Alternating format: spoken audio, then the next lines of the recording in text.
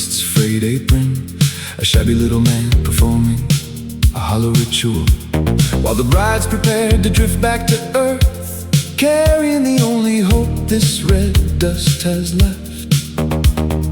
Everything here is utilitarian, stripped down, lacking the soft, heavy grace of home.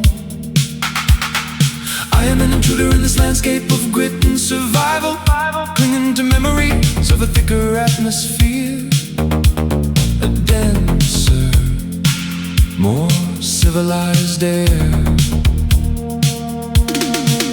But my mind won't let me hide. It's like an empty radar pinging in the dark, catching the stray frequencies of everyone else. The hunger, the fear, the sudden sharp dread, the static is getting louder. I'm a ghost in a red wasteland, too much earth in my blood, too much Mars in my head, caught in the tether of a telepathic web, searching for a rain that hasn't fallen in an age.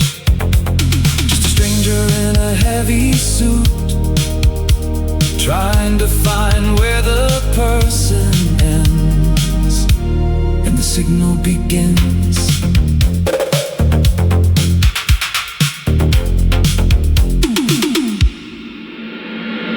Rolf is leaning against the bulkhead, smelling of lichen, wasser, and reckless intent.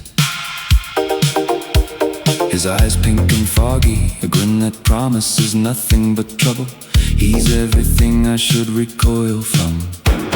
The wildness, the drinking, the disregard for the old ways. Yet when our minds touch, there is no room for pretense.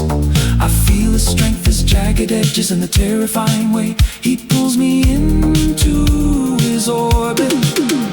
We are linked by a frequency we can't switch off, even when the party turns to a riot, even when the laughter feels like a